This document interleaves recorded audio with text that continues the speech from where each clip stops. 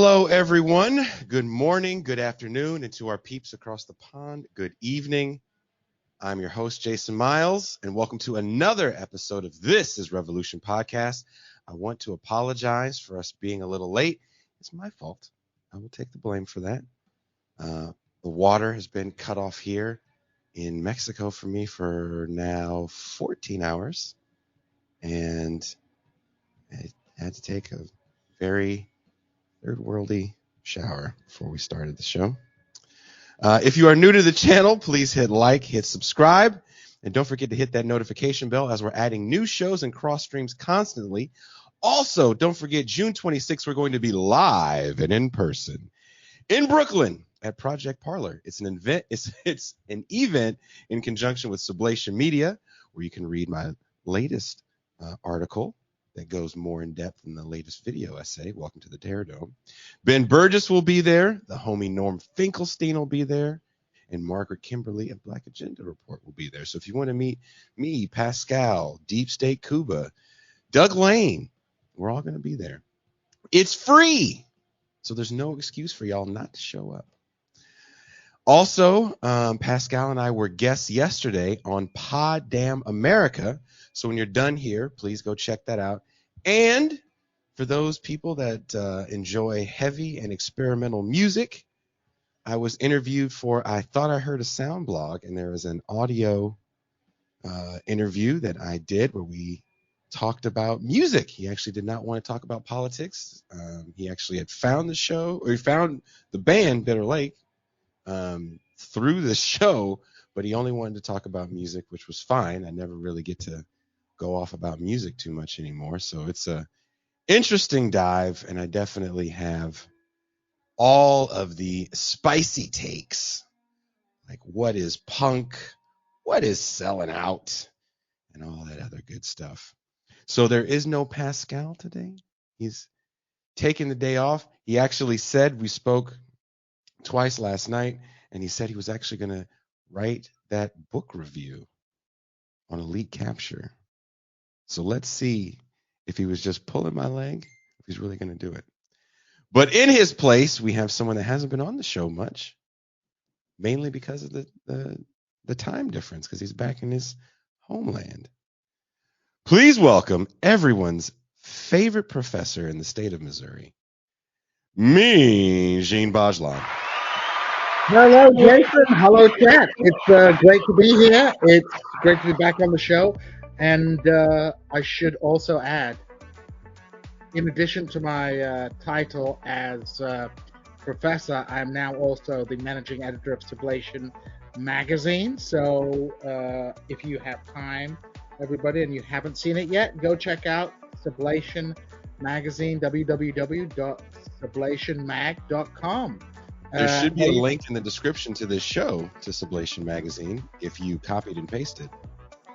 Maybe I need to make sure it's in there, but I'll make sure there is a link to that. But this is where we publish Jason's article, and hopefully we'll have more work from Jason in there because I'm on the writing train, forcing Jason to write, and also yes. Pascal has things. But I'm thinking Jason's going to be producing a lot more these days, especially because I've been enjoying the video essays, and I think some of those video essays need to be also put in an article form as well, I think. So, well, I'm glad we're having this discussion on air because I want everyone to know right now I have two main editors, Jean Bajlan and Touré Reed. So literally, if the time doesn't match, then Touré gets it.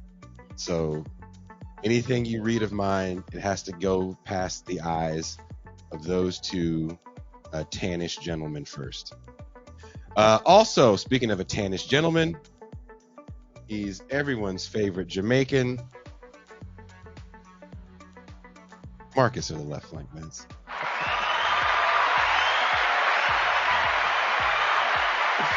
I love that Touré and Gene just get lumped in. It's like they're tan.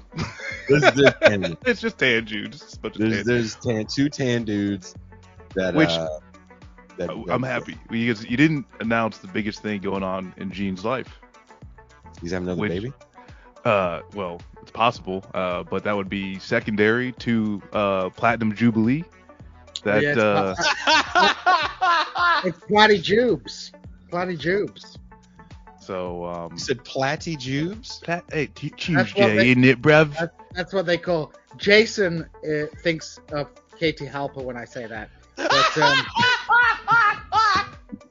But no, Platyjubes is what we have decided to call the Platinum Jubilee today. It was a wonderful event in downtown Hull. Unfortunately, yesterday I missed the flotilla going down the Humber and the Spitfires doing their Spitfire thing. But today we had live music. We had Hull's best club singers singing hits from Tina Turner in the city centre, and my 3-year-old, he got down, he got nasty, he was shaking it, he was going, and now he's just relaxing, sitting down, watching Blippi, not original Blippi. New Blippi, Asian new Blippi. Ever since you told me that, ever since you told me that they swapped out Blippi for a fake Blippi, I'm seeing the fake Blippi, and I'm like, you sit on the throne of lies. The white man Blippi literally replaced himself with an Asian. He's totally like, there's something so. First of all, there's something so wrong with Blippi, because your children shouldn't be singing about how wonderful the police SWAT team vehicles are. Oh yeah, Wait, what? Blippi was in the military, and Blippi likes SWAT team. He's like, wow, look at the SWAT team vehicle! It's amazing! Oh my god! All right, ACAB includes Blippi. My son called me the other day, dude, and he had and he has police cars and stuff, but I don't care. And he goes, it's a police vehicle. And Blippi has a song, police car, and Blippi's the worst thing if your kids want to watch it, because you want to sit next to your child and engage with them in the programming that they're watching, but he is so insufferable that it hurts your soul. And there's a couple of shows, and it's funny because Gene and I's kids are around the same age, so they're going through the same phase of insufferable television. So it's Blippi, and then it's the car wash cartoon. There's this other one called what is it called? Something the truck, Leo the Truck. Yeah, horrible. And Leo the Truck is like a dystopian future where there's like robots, and they all are still doing the work, like farming and building things, but there are no humans. So it's kind of a post-apocalyptic. They're just still on their own programming, and they don't stop. Yeah. Oh my god, that's dark. And they're so boring. Like, you look at your kid, you're like, look, I hate cars, because remember, I have children that are grown. So Cars now is going through for me, it's like another generation. And I'm like, well, I'd rather watch Cars 1 through 15 than watch any of this. And then Leo the Truck, but they've turned it into a science. They're like, I saw, what do kids love the most? Dinosaurs and trucks. Mm-hmm. There's a show called Dino Trucks now. Yeah. Damn, nailed it. Dino Trucks. That's like that was what Transformers did. Transformers had a whole section. Yeah, they had Dino. They had the Dino ones, but the CGI animation for the original Dino one was pretty bad. So whatever. But I'm telling you, man, that changed my life, Gene.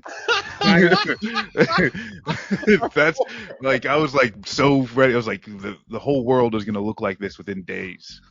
What, Dino robots? Yes, It's insane. It's like Beast Wars. That's right. Beast Wars. Right. Yes. So I try to get my kid to watch old cartoons, and sometimes he will. Like, every so often, I can get him to watch certain things. But I tried to have him watch Super Friends. You remember Super Friends from like the late 70s, early 80s? Objectively bad though, even as a kid. It was so bad. Yeah, he looked over at me and he shook. What the hell is this? He watches Danger Mouse. I don't know if you know about. Oh, really? Yeah. He likes Danger Mouse and Duckula, which is a spin-off TV series. So he likes those ones because they have good songs. I'm familiar with Bunnicula, but not Duckula. That's a different. Yeah, Bunnicula has terrified a lot of people of rabbits. No, Duckula is a vampire duck, played by David Jason, who is also Vampire. Danger Mouse, the voice of Danger Mouse. Oh. David Jason is a national treasure, although I think he was trending because he revealed a story about the Queen calling an ambassador a gorilla, and everybody in Britain assumed that this was a comment about a black ambassador, but it was actually about a white American ambassador. So the British basically told on themselves, it's like a gorilla joke must be about a black person. How racist. Well, we were gonna do it. I think we were gonna do it for one of the. What do you call it? Trigger warning segments, but with that teacher that had the "What's not a gorilla" thing in the thing. The question for the kids, and one picture was Obama. Oh no. Yeah. Oh jeez. Or what's not a monkey or some shit like that. It was some fucked up like low rent racist fucking jab. But I was gonna see if it was gonna trigger Pascal. On the trigger warning, it was pretty low. It was pretty low as a Pascal trigger. I think what we were talking about earlier before we went on air would have been the perfect trigger warning segment for Pascal. That would have been hilarious. But let's bring in our guest.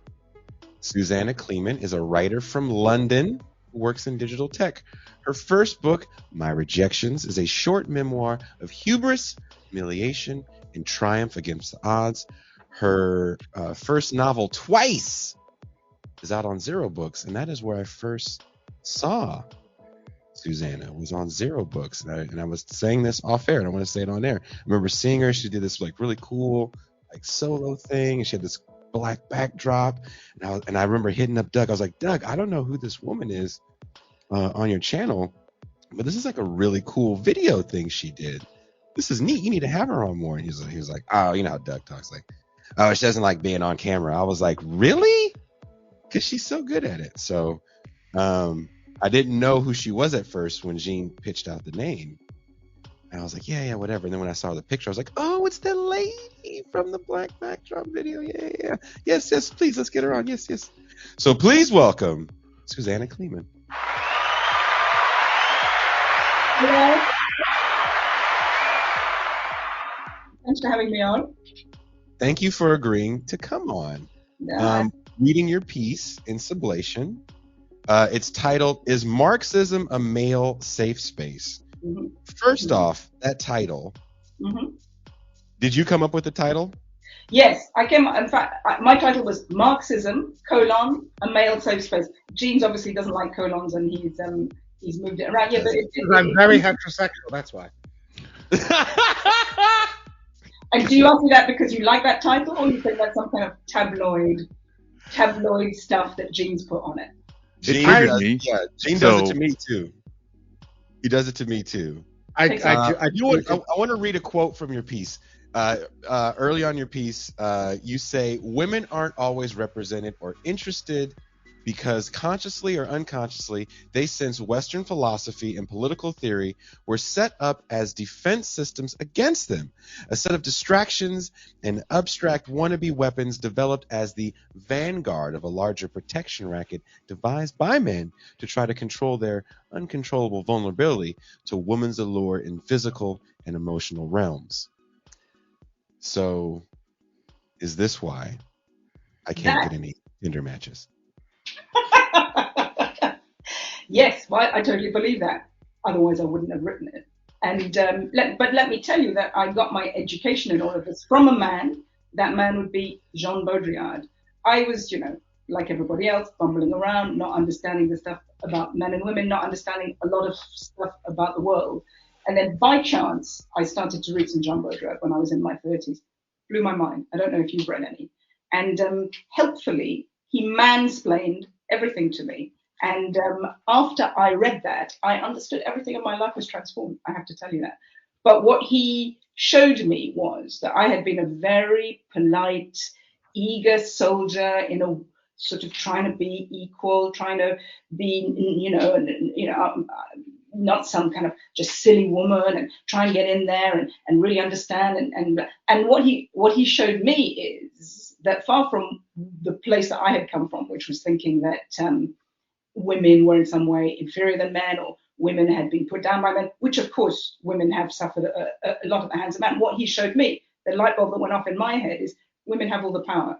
What he said is the equality moment that we're in is a false equality moment, which is trying to say that everybody is equally different. So you're a little bit like this, I'm a little bit like that. We all slot into this ice cube tray, which is his word that was taken and was used by the makers of the film is the Matrix. So, the movie The Matrix is based a lot on the thought of Jean Baudrillard.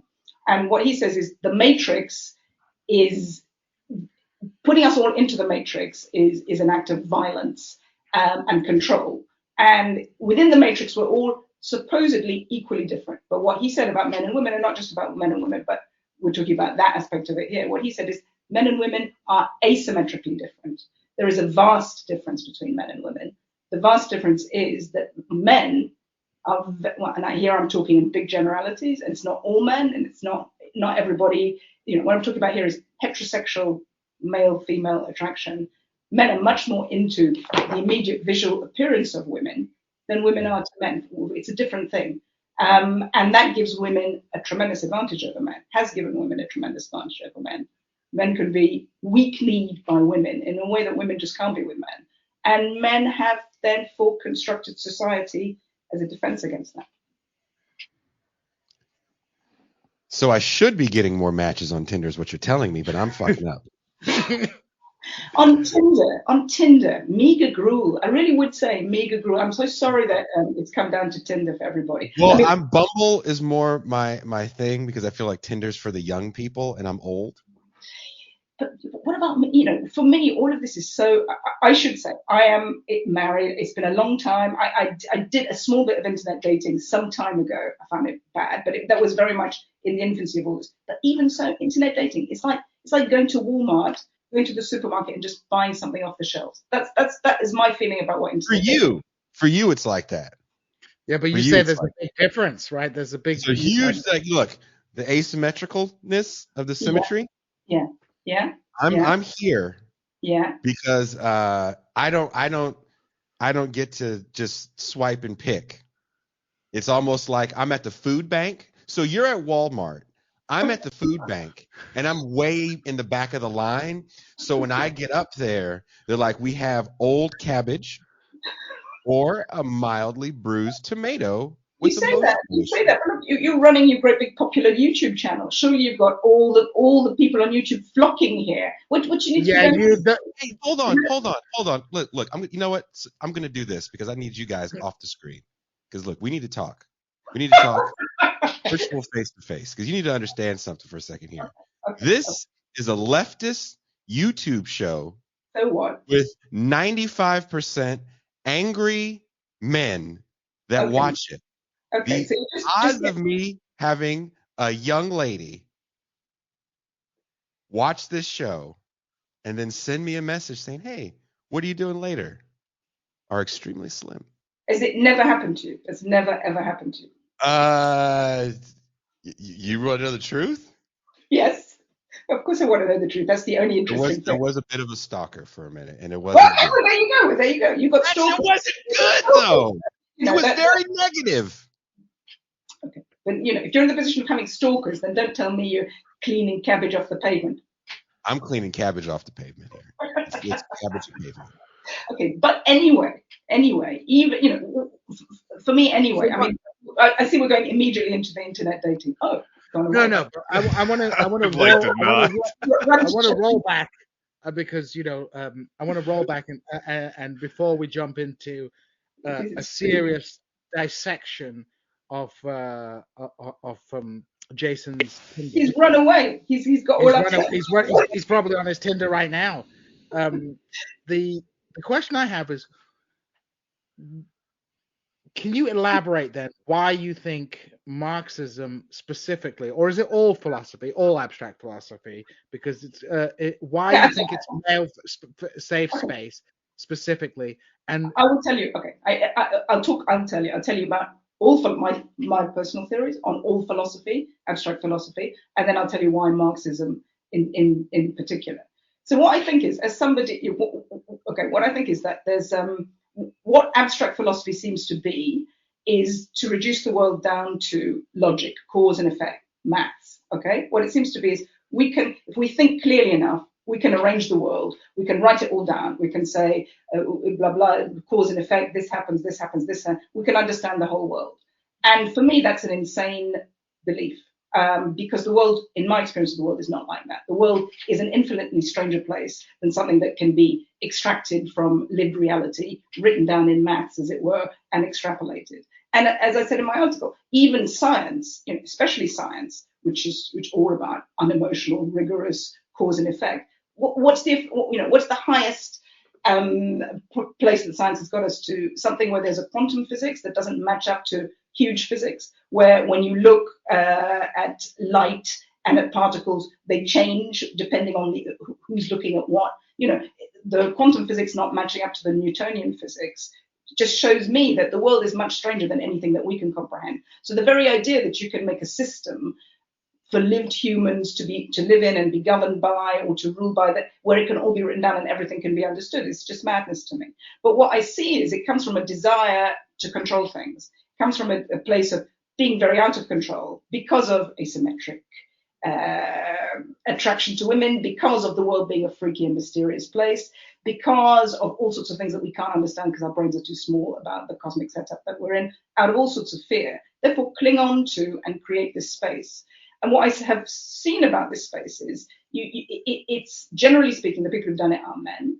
And generally speaking, the people who do it still are men. And what it is it's a space where you just say, well, we don't have any space for woolly thinking. All the stuff that women or other people might be interested in, which is, for example, I don't know, stuff that when I begin to talk about this with them, often what they say to me is, oh, you're going to some mystic space. And what I say to them is, this space that you're in is much more mystic, where you think that everything can be controlled and written down, and therefore the world can be done. So anything that's about abstract philosophy, and particularly abstract philosophy that's then applied to how we should all live, and there's only one way of doing it, is just laughable and mad to me.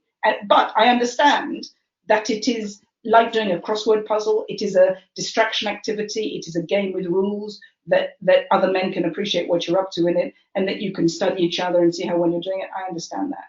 As for Marxism, the reason that I particularly, because of my association with Doug, first with Zero Books, with what you're all doing at Sublation, I came into this. I'm a novelist. That's what I wanted to do. But in having my book published by Zero and Doug, I became exposed to this world, and in many ways a very fascinating world, but also in many ways an utterly hilarious world of really sort of, of Marxist men talking about Marxism. And what made me, I don't mean to be cruel, but what made me laugh in particular about this world is, again, because I've read Jean Baudrillard, and what he says is everything is a simulation now. Everything is cosplay, including philosophy, right? Including Marxism. But Marxism, you can't dismiss it as you could other sorts of philosophy, because saying it's entirely abstract, or because it's all about action. Marxism is the one thing, perhaps. This guy, he sits in the British Museum, he writes his texts. There's a Russian Revolution based on his books. There's a Chinese Revolution based on his books. So it gives the illusion, it seems to me, I'm sorry, I'm being harsh here. It says, like, look, in the past, this guy was so clever that he wrote it all down. Other people did what he said. These things happen. So it really seems to me to bolster a particular kind of activity and thinker who says, look, I'm real. I'm actually doing this stuff. I'm not just making it up. I'm not just sitting there twiddling my thumbs, having my YouTube shows. No offense. Very interesting to chat about things. We're not just all here to chat. This is about real stuff. People did real stuff with it. So it seems that it promotes a real machismo, not from all the practitioners of it, but often what I see online is a lot of very macho posturing about, I'm so materialistic, this, that, and the other. I'm so materialistic that I'm telling you my thoughts on this very ephemeral, unmaterialistic platform that is social media. So I hope that answers your question there, Jim. Do you think, so you're saying, I think there's a lot to be said there's a lot to unpack with what you've said there about, for example, the kind of cosplay aspect of a lot of philosophy discussion. When you were talking about that, I was thinking, libertarians, like libertarian philosophy is like the perfect simulacra of a philosophy. It's an absolute fucking nonsense, but it seems like philosophy. Of course, that's Ayn Rand who as far as I understand, is a woman. But you present this in a gendered perspective. Yes. Do you and from what I understand, the gender perspective you're presenting is that this is like a fundamental, essential difference between men and women based on this asymmetry. No, I don't think it's a fundamental. I don't think it is a genetic difference between men and women that men enjoy talking about Marxism on YouTube. No, I certainly don't think that. Okay. But what I do think is that certain biological, just body differences between men and women have over millennia led to certain things being established of different ways that men and women approach the world. Sometimes, not always, because of different experiences, because of different sorts of hormones and rushes that come through you, because of different life experiences. So, for example, women are born, whether or not they always do this, but women who know they're women are born knowing that it might be possible for them to have kids one day. And, just to talk in a very generalized way. Therefore, whether or not you have kids, there's always the possibility of you doing something that would bring fulfillment. It doesn't always bring fulfillment to have kids, but there is a destiny for you if you want it. Whereas I feel for men because I sometimes feel that they're kind of at sea. What are they there for? Of course, they're there to care for their kids, but it's a different thing to actually bearing the kid in your body, having that connection there. So I think that sometimes, not always, but my feeling is sometimes, as in bee colonies, where the women bees are doing something and the drones come, fertilize the queen, and then kind of do nothing very much. I'm by no means saying that human men are like drones with the queen bee, etc. But I'm saying sometimes for men there must be a sense of vacancy, not really being 100% sure what, and also being very vulnerable to women. Really, especially as teenagers, really, from my understanding of it, falling for women, wanting comfort from women, not knowing where to go with that, feeling very physically vulnerable to women, and then feeling very at sea if those things are not reciprocated. And of course, therefore, the sense of being completely out of control and purposeless, you look for places, a way of dealing with it would be to look for places where you can have control. And the realm of abstract thought is definitely one of those places. And it's definitely policed by men.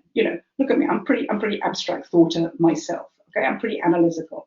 And I certainly spent my teenage and early adult years in having a lot of confusion because thinking, I'm eligible to join this party. I can have these debates and discussions and feeling, and I don't think I was unique in this. I think a lot of women who are analytical like me, feeling a bit fenced out of those conversations. And you begin by feeling, oh, maybe I'm just not good enough. And then after a while, you understand, no, this is a patrolled zone. It's important for men. What I've come to understand, I've got a lot of compassion for men. Again, I'm talking in very general ways here, but coming to understand, they've got to have something, basically. Sorry, I don't mean to be rude. They've got to have something. It's got to be that they'll have something. And maybe the thing that they have is abstract thought. And maybe it's been really important for them to say, our brains are better than yours, our brains are better than yours, we're not letting you in here, you can't do it to the high level that we can. And so after a while, I think, okay, fine, have it. So I guess the question is maybe oversimplifying things is that and I don't know if I'm doing. I don't know if I'm doing. I'm going to do some Marxist analysis to understand the material world.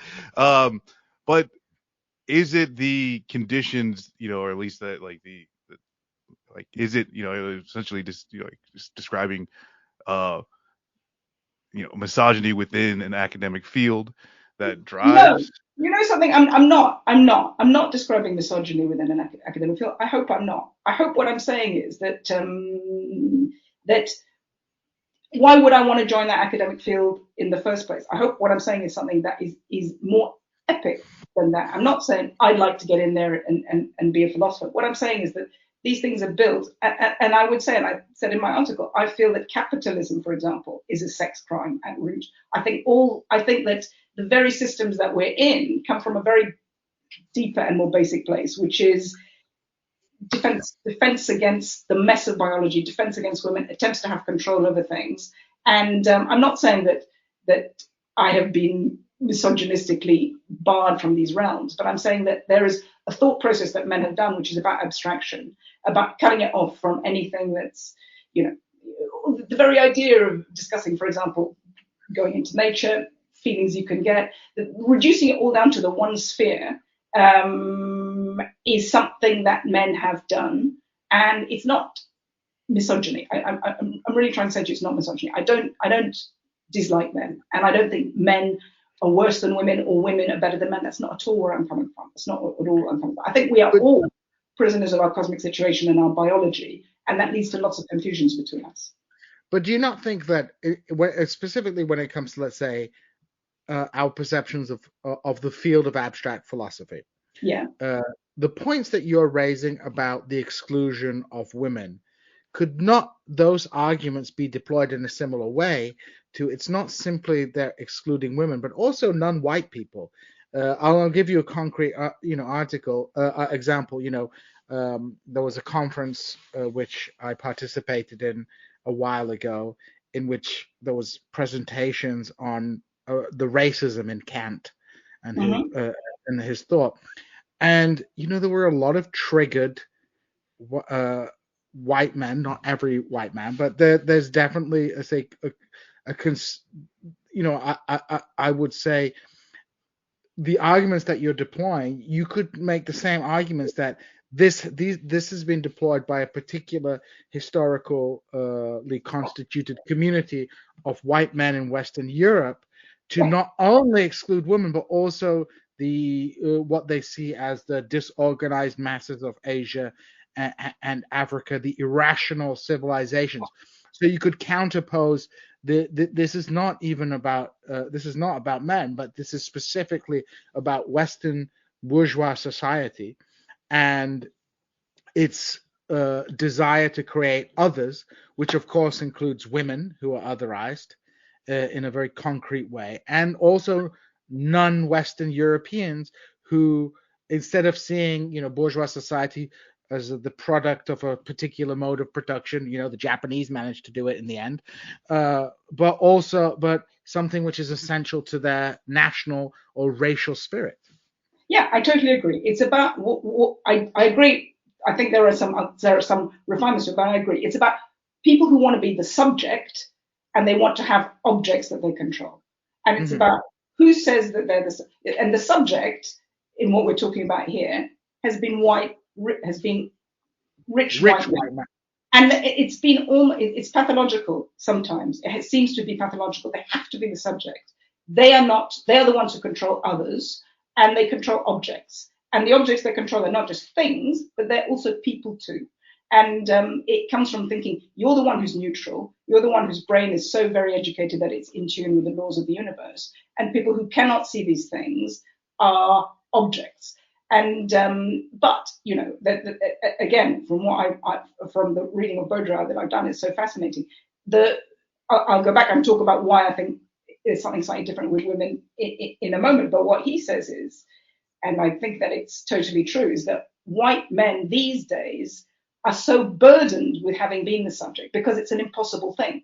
Because to be this kind of pure thing that actually abstractly understands the world is an impossible responsibility, because you're never going to do it. And in fact, what Baudrillard says is that what all straight white men, Western straight white men, really want is to be penetrated. So he says that they've had a fetish. Their fetish is that they are the ones who penetrate other people.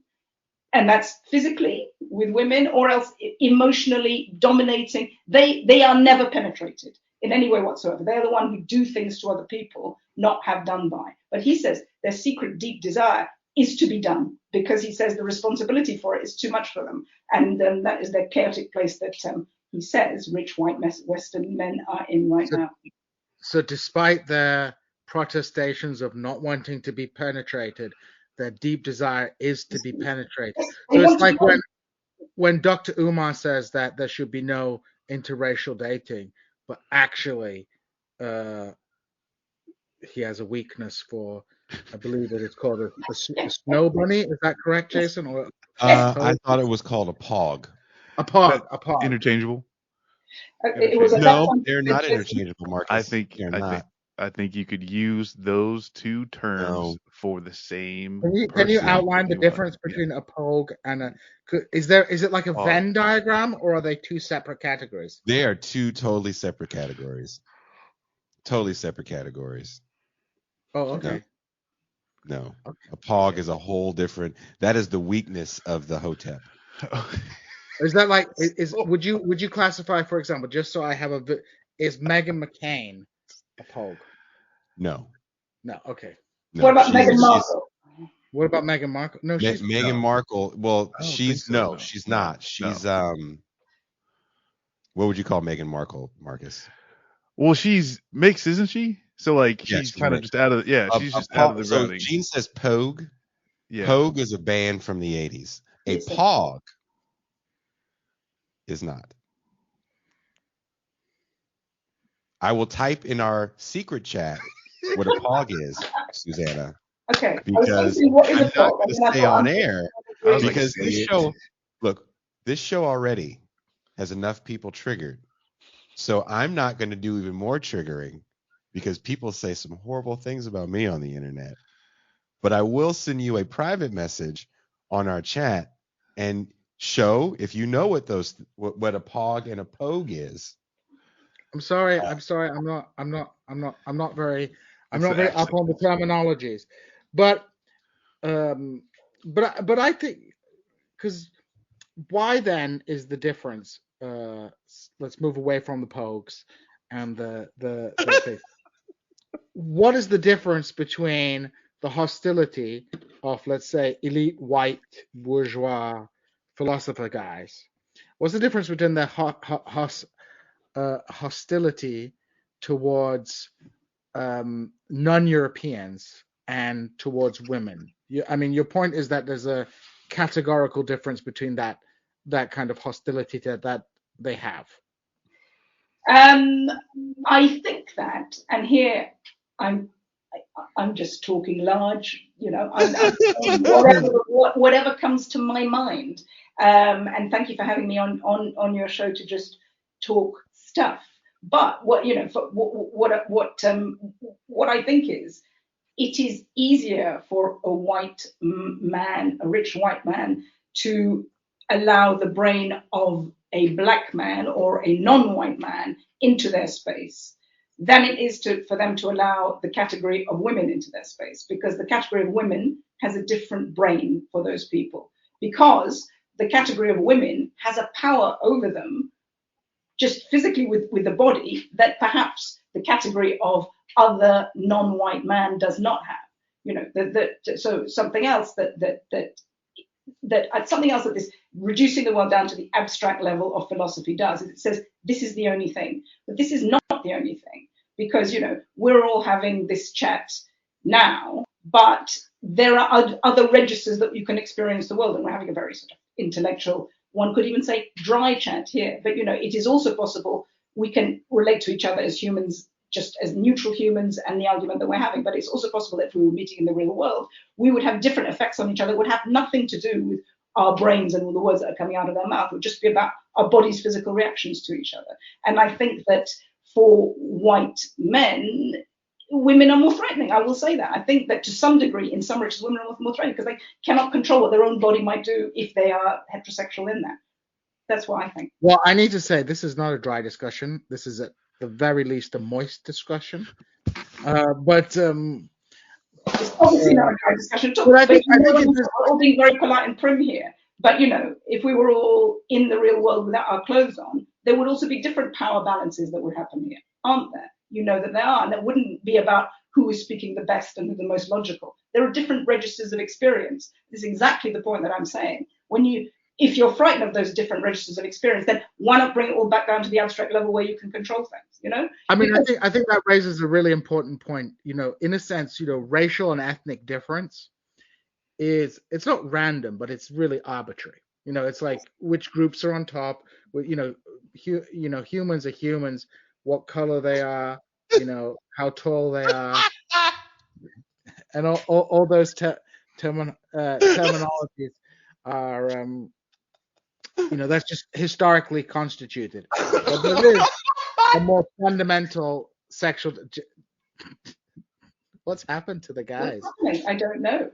I think they've been. Well, someone's asking if I like pogs, and there's people talking about they don't want to be penetrated and shit. Like, focus chat.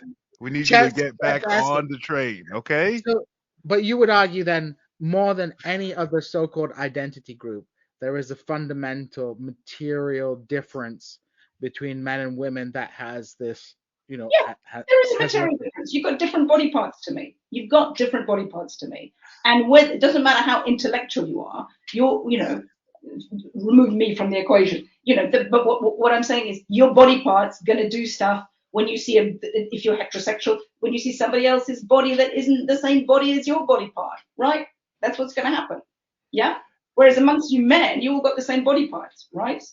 There's less that's going down there. Well, I don't know if Jason and Gene got some of it. No, I'm just playing. I have a question though about how do. Heteronormative. Yeah. I'm just playing around. Yes. So what I'm saying is very heteronormative. Sorry. I do have a question though of that. If you're like seeing these spaces like this, and I'm going to take this, out as a black dude to say, we're talking about, a lot of just focusing on kind of like the viewpoint from white men. How do you envision, right, spaces, or like, I guess too, is like Marxist spaces that are, not, I guess, separating or trying to, or at least like just, I guess, built in a way that is, against.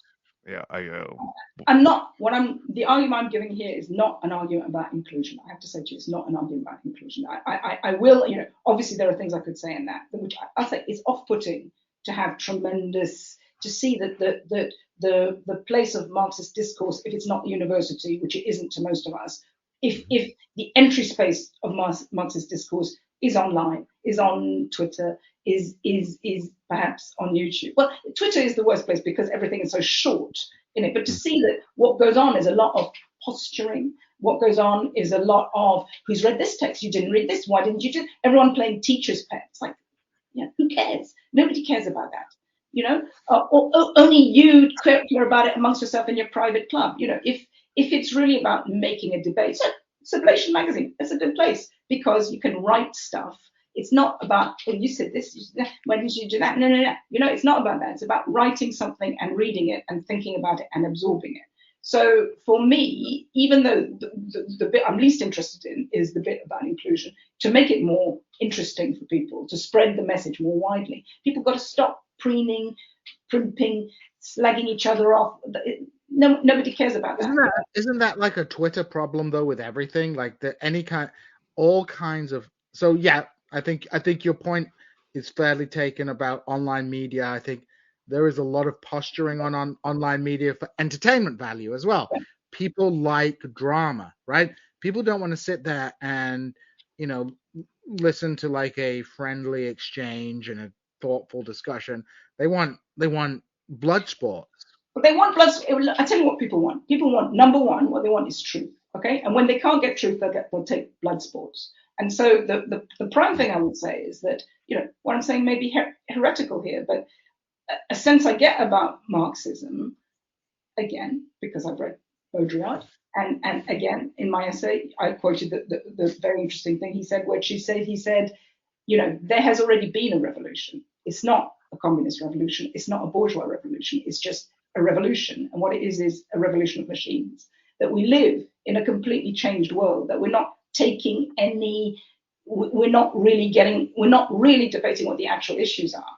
What the actual issues are is that we live in a world that is controlled by machines, not matrix style, but just because computers make the choices for us, algorithms, everything is presented to us through interfaces. We sit in our rooms, we experience the world through our screens, and furthermore, we experience everything through very pretty pictures. So the other thing that I'm very interested in is how everything is reduced. The majority of computer programmers who have built this world have been men, and the world that they've built is a world that is built on male triggers, which are often beautiful images, right? And therefore, what I sense as a woman in all of this is that that male visual desire has been harnessed by these machines, and as the driver for capitalism with these machines to make us buy stuff, spend our time and energy in these beautiful places. And I feel almost as though I am being forced to see the world through the eyes of male desire. And so for me, when you're saying how should Marxism whatever be more inclusive, I would like to see a wider range of topics debated. For me, the things have moved on. It's about imprisonment by images now. It's about how it's rewired all of us and what it's done to us. I'd like to see those issues debated a bit.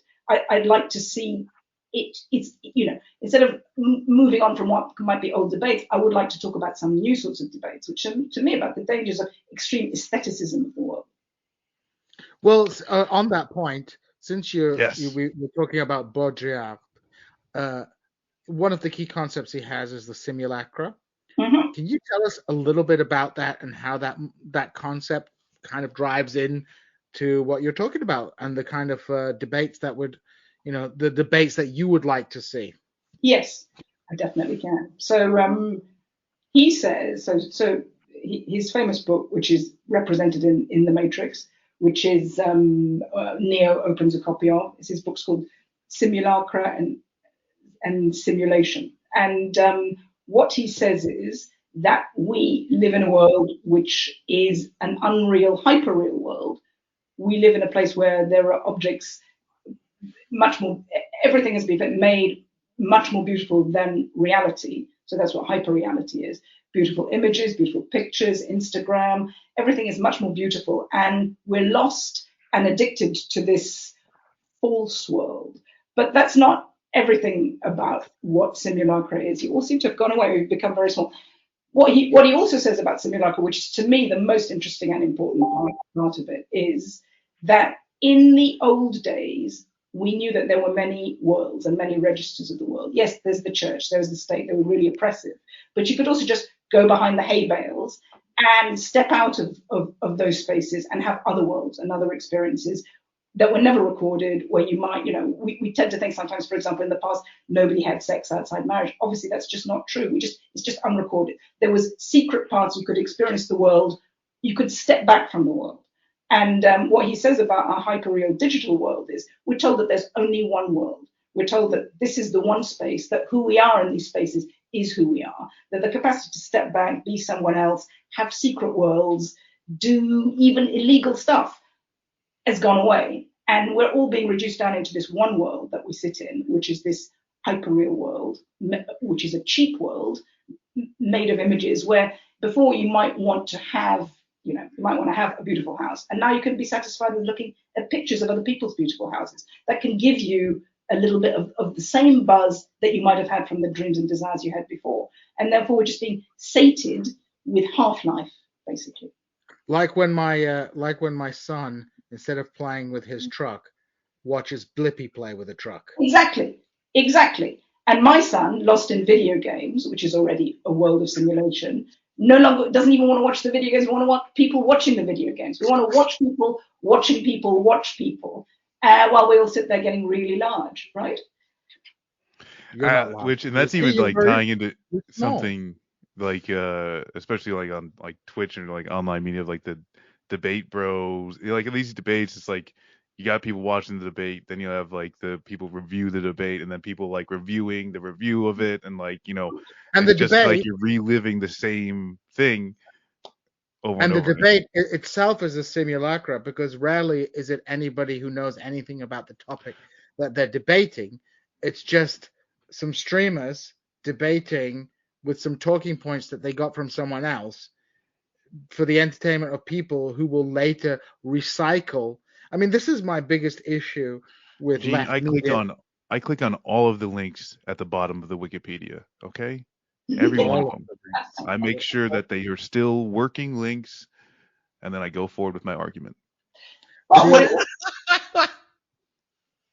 think that's so. The problem with left media is often that it is, I guess, the simulacra, right? It's an appearance of a political discussion, but it's not actually an education or political. Or it's just a discussion about a discussion about a discussion. In the past, in the 19th century, they were having a discussion because they're going to go and do something. So what's going to be done? Nothing's going to be done. Nothing's going to be done. I call it the feedback loop of futility. In a way, something is being done. Things are being debated. You're introducing ideas to people who might not have those ideas before. But it's just a kind of talking place. And meanwhile, our lives are more and more and more and more reduced, while we're sitting there with more and more technology to talk about all of this sort of stuff. So that is what I would like to have more discussed, more addressed. Well, Jason talks about that quite a bit, actually. Well, So and Jean, you said to me when we met, you said, "Have you been watching This Is Revolution?" I had to confess I haven't watched it very much, but obviously now that I'm a guest here, I'm going to be a regular watcher. I'm going to get educated. So I'm pleased. Well, that was one of the things. That was one of the things that I talk about because, if I do meet people out in the real world, they'll ask what I do, and I tell them, and then I'll meet people that say things like, I don't watch mainstream news. I only watch, these people. And I'm like, well, those are just people that literally watch mainstream news and then critique it. So why don't you just watch the news and have your own critique? Like, you seem to be a smart individual. You can make these decisions for yourself. But it's also so hard. We're all so lost in a deluge of so much information. We don't know what to think. And also, we used to be able to trust film. We can't, is it real? Is any of, it's very hard to stand up and have a voice, and that's why I said to you that what people want most is truth. And then if they can't have that, they will have blood sports.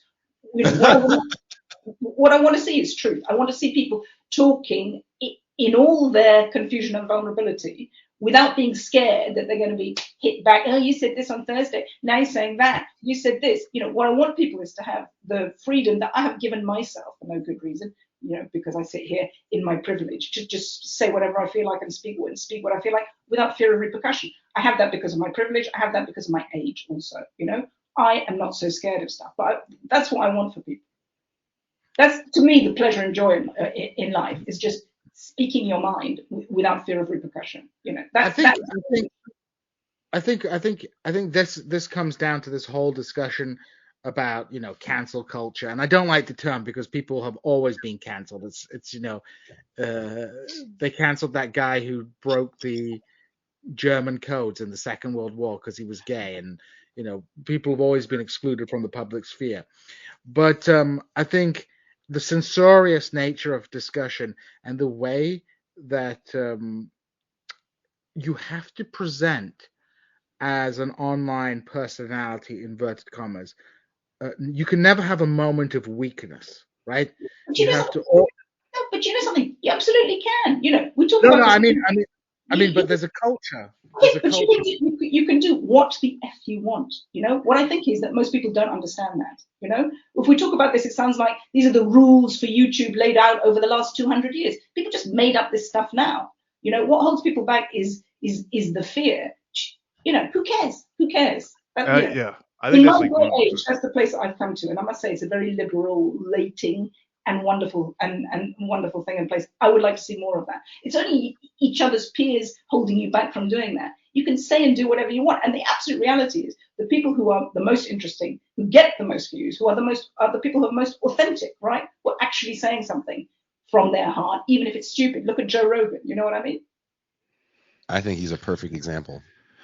But I think what he's done is he has granted himself the freedom to speak his mind. That's what he's done. And he doesn't care. And that's an attractive thing. You may not like what he's saying, but we should all, there should be less, we should be able to make stupid mistakes and say any old shit. Because it goes back to what I'm saying before, because there is no abstract, correct, right or wrong. We hold ourselves up to these abstract spaces. There's one answer, the world should be ruled in this one. No, I just don't think that's true. And I think that the perfectionist desire to get everything right is really limiting. Well, do you think that we're scared to be, like, I feel this way sometimes. I can't speak for everybody else. Like, you're scared to be wrong? Yes, I think there is. This is the terrible censorious culture. Even within Marxist discourse, you're all scared to be wrong. Get away with that. Get away with that. Be wrong. The joy has been being wrong. That's been my experience in life. I mean, I think it's like nailing it, because, and the thing is too, is that even with like these independent, everyone ends up chasing the same success storyline or success line, that's algorithm based, until you end up like, well, this is what I got to do. And like, get into argument, posture on some ridiculous fucking belief, and then, double down, never apologize, never say you're wrong. You can feel everyone's sitting there with their bingo card. I'm not sure if you in the States are familiar with bingo. Is there bingo in the US? Oh, There's hella hell, bingo here. hell yes, there's fucking bingo. The blood sport is sitting there. Someone's coming here. Someone's saying something. Let me sit here with my bingo scorecard. Oh, they said this. Oh, they said this. Oh, they said this. Yep. But you know. That's kind of like a weird and interesting thing now. Like I don't know if like we want to get into that, but like, and not that the dog piling, right? I almost said canceling. That's reserved for Norm. But like this kind of dog piling thing where it's like, yeah, you check on the bingo card of like, oh, this person called this person a dick, and that's body shaming, and wow, like they go on and on and on. And this person that I used to like a day ago is now the worst person in the world.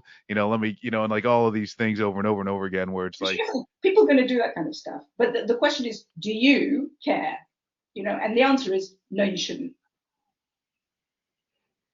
Don't care. I love it. Yeah, don't care. If you've got something to say, you say it. It doesn't matter. Who cares about any of that stuff? Who cares? People may not be able to tell authenticity very well. Who is being authentic and who's been not. But people do crave the authenticity. I think. But what happens? But Gene, well, let me ask this question: what happens when authenticity just becomes the idea that someone is edgy? So you don't even have to be right. You don't have to be intelligent. You can just say mean shit, and then people think you're edgy and you're authentic, right? DOC is a sellout. Okay. I was thinking the same thing, Jason. Yeah. Jimmy Dore is the perfect example. I think his popularity stems not from any message that he gives, but from the fact that he comes across as authentic and angry, and people enjoy that, right? And women are very often disadvantaged in this field because they're seen as being inauthentic. Like people were going off like in the Amber Heard Johnny Depp trial, they're like Amber Heard is inauthentic. It's like, well, and Johnny Depp is authentic. It's like the dude's wearing sunglasses inside. He's literally an actor. Not his hair. He's literally an actor. It's like I don't care about those things, but right? I don't care about them. But it's just very interesting about how authenticity is perceived in the public, and women are always being portrayed as being less authentic or being a snake. We see it with like like people get mad at Brianna Joy Gray for being inauthentic. Oh, hi, Zal. Well, there you go. Your son does not like Brianna Joy Gray. I think he's racist. People see her as being inauthentic, and it's like, why is she less authentic than anybody else who does media? What is it about her that makes her less authentic? Like, maybe you agree with her or not. This is my for me. Thing. It's the Harvard degree. No, this is my thing. Everyone likes to call people grifters, which means that they believe that there's a constant string pulling, and that means that everything you see is the Matrix. And I'm like, why can't these people just operate in a world where they're trying to get notoriety, they're trying to keep up a certain level of views, right? It's just the job that they have. They're in the media, the online media space. I don't think these people are con artists that are trying to separate money from your hand, because most of the content they put out is free. So the idea that everyone you don't like is some sort of con man.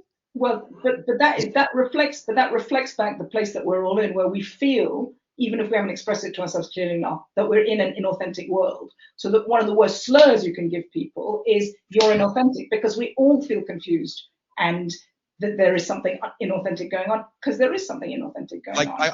I want people to stop for a second calling people con men for 1 second. But because in real con, why do you care? Why? It doesn't matter. It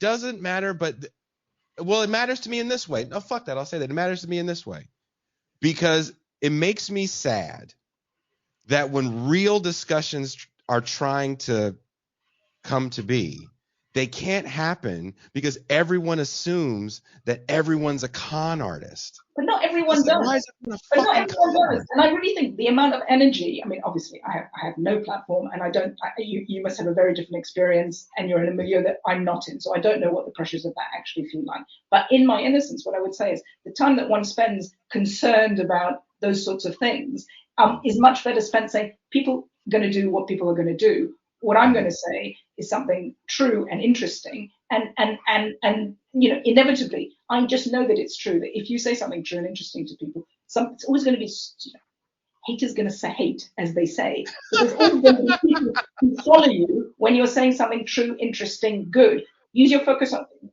that's to spend your focus on. All this other stuff is just housekeeping. Seriously.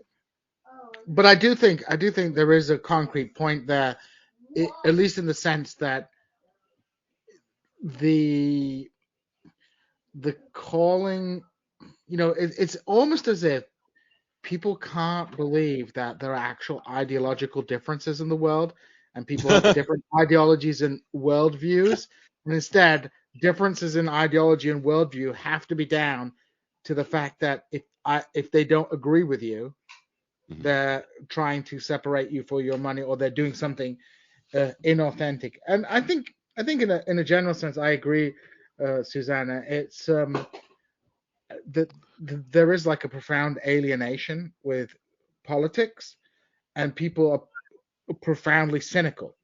And I think we're going into a very cynical age at the moment. The projects, at least on the left, the projects of Corbynism in Britain and Bernie Sanders in the United States have failed, and we have to cope with that failure.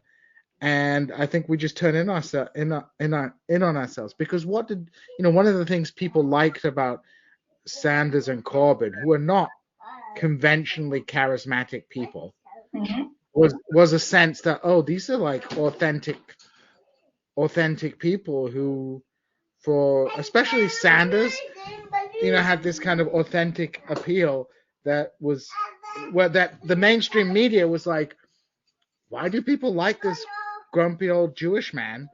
So why do all these young people, why don't they like Pete Buttigieg and instead like this grumpy old man? And part of it was ideological. Part of it was because, like, also he seemed pretty authentic, both in his presentation and both in the fact that he kind of had the same politics for so long. And someone like Pete Buttigieg is just like, I think the popularity is 100% because of Bernie Sanders as a genuine individual.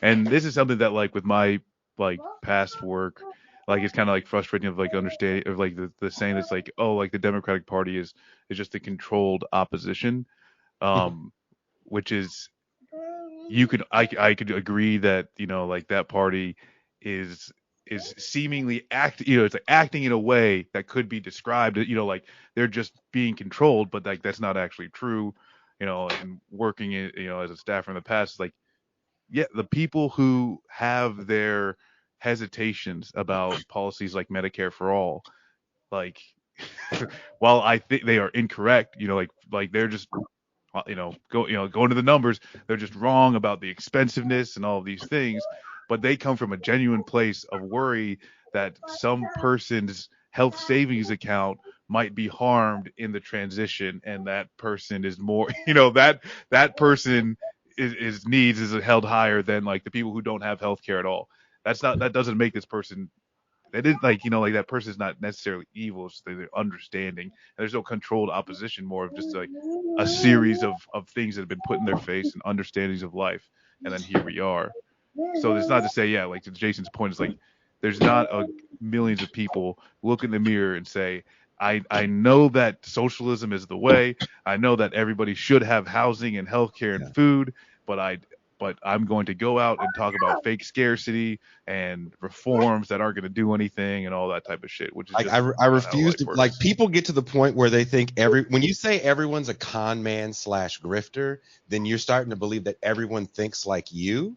Yeah. And it's just a con. It's like, no, people can be wrong. They can have different opinions, and they can be stupid. But it's also, I tell you, I wish people were more ambiguous. I think that what you say is right about Jeremy Corbyn and Bernie Sanders. The appeal is that they're kind of shambolic, but the same veneration is therefore applied to them as people might do to Trump. Oh, everything they say is perfect. And I wish that there was a space where you have political leaders where we and be proposing political systems where we say, look, it's flawed, but, and that seems on both sides, people are unable to do that. Everything has to be mine is perfect. No, mine is perfect. No, mine is perfect. There's no perfection. And I wish that there was more room for ambiguity without people that once more, to go back to what we talked about before, being scared of people taking shots at them for, it's hard to say my guy is perfect, but, Well, people want a savior as well. I think a lot of this comes down to people feel powerless, and so they place their hopes on a kind of savior personality. For the right wing, that was Donald Trump. He was the magical man who could do whatever he wanted. But for the left, I think there was a lot of a lot of people were thinking that Sanders or Corbyn, they're going to be our route out of this seemingly perpetual, inauthentic, and terrible crisis where nothing really matters. Politics means nothing. Yeah, medieval and earlier. That to me is the mindset that needs to be talked to. There's no perfect solution, and to go back to even that holy of holies, Mr. Marxism. It's not a perfect solution. There isn't a perfect solution, and nobody is perfect. And that's something that and correct me if I'm just expounding, but it's my understanding, of Marxism, or at least when people ask me and I'm just describing how I view it, it's always something that's very fluid.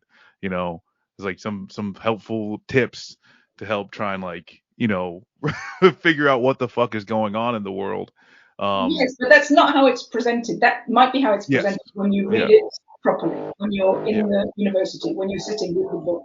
But for entry-level guys like myself coming into the space, or other people coming, that's not how it's presented. It's presented, here's the rule book, or you're not being materialistic enough. Who's your favorite online personality who represents this school momish approach? Is there a robot getting murdered? No, I'm sorry. Is it very loud? Can you hear that? Oh, is it coming from you? There's something in the drawer that turned on next to the bed. No. It's I have headphones on because they're all the houses here in Mexico are concrete. They're penetrating something. They are penetrating the shit out of something. So the unit next to me, the owners didn't know. Did you tell them you've got a podcast? Stop. I was gonna walk over there and be like, "Hey, I'm trying to do a show," but I was hoping you guys couldn't hear it with my microphone. But I guess. Do you know who I am? I'm Jason goddamn Miles. They built a room on the roof, and now they're building the entryway so they can walk up to the roof. So they have to cut through the 2 feet of thick concrete. So I will be taking myself. Sounds like a robot was getting. It actually is making my teeth hurt. It's very loud. It must be extremely loud. Well, where were we before Jason's house got penetrated? I know. I guess, and as you that's and Susan, I'm actually happy that you said that too, because I've had this at least a similar experience of as I'm getting into this, oh hey, this is what you're supposed this is what you're supposed to read. Oh, you don't know this, then you're not a true Marxist, or you're not a true socialist, or whatever the hell. But then it's as I'm doing the reading, I'm like, wait a minute, this is a lot more fluid, and also too, it's I mean, some of the he was just wrong on some shit, I'm sorry, the UK and the United States weren't the first, proletariats to start changing the systems. So if we could just start with one thing of saying hey, maybe the guy's not perfect, and just saying yeah, let's deal life with more fluidity, because it's ever changing. Well, what I wanted to ask you, Suzanne, is who is your favorite Twitter personality who you believe exemplifies the kind of teacher's pet approach to left-wing thought?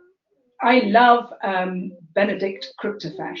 I love to read his tweets, and I like reading his pieces. I love how schoolmama she is.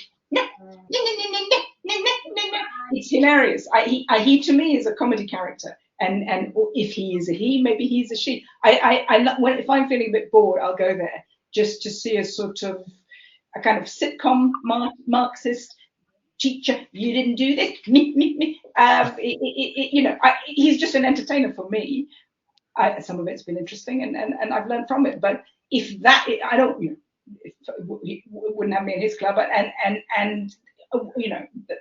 the heavy policing that goes on there. Well, he's currently, I believe, he is having a written exchange with Chris Catrone in the Platypus Review. Well, I loved it. I loved so much. In fact, that he was invited. They did a kind of, because he's so anonymous. I love it also that he's so anonymous. I love so mysterious. And he couldn't even go. He can't go and speak on it. Anyway, it's just so proper to me. It's entertainment. It's not advancing any politics. It's simulacra. It's simulacra. It's nitpicking, but it's simulacra of people who say they're materialists. That's what I love most. What I love is the discourse which says, which is like we're actually looking at the rules of history. You're just talking on Twitter, mate. You know what I mean? And it fills me with joy and delight. I love it. If I'm feeling bored, I'll pop in there and see. But as I say, it's not for any political reason that I'm going to see. Well, that's the problem with a lot of this so-called left-wing media, is that people aren't. The function of left-wing media is supposed to be, or at least likes to present itself as doing political education, right? It's doing a serious job, and that serious job is educating the masses through the medium of YouTube, when in fact they're doing like an entertainment show. Well, it's an entertainment show. It's definitely it's an entertainment show. And also what I've come to understand from which I never knew before I went into the spaces of left-wing online, is in fact that there's, or maybe I didn't, I had forgotten about it, there's supposed to be a role of the intellectual. It's like, okay guys, so what you're going to do about this? Well, it's not for us to do anything. It's for the working class to do something. We're just giving the debate so that the working class can find our Twitter feeds and then enact a revolution. And I think that's great. What a fantastic job. You don't have to actually ever do anything. You're just a self-determined intellectual whose job is to state it most clearly and most materialistically on Twitter. And then other people can go off and do a revolution. I love it. I mean, that's fantastic. It's pretty. I would say we at This Is Revolution embrace the fact that we are entertainment and we hope people are entertained. But we also like to we like to get real academics and stuff on the show. And I think that's really interesting, is that often when we have real academics talking about like important things, it doesn't get the most views, right? We had, for example, my colleague Dr. Sarah Mellors, who works on birth control in China. Extremely interesting and important topic. People don't want to watch that show, right? We did a whole show on abortion when it wasn't hot, right? Okay, but again, I would say to you, what do you care? Are you doing this so that you're going to get high numbers of views? Is that what you're doing? If we were doing it for just the high numbers, obviously we wouldn't do those types of shows. Well, Susanna, do you see now why I can't get any matches on Bumble? Oh yeah. I mean, who wants to match the guy that's? I got less than 10,000 followers or subscribers on YouTube.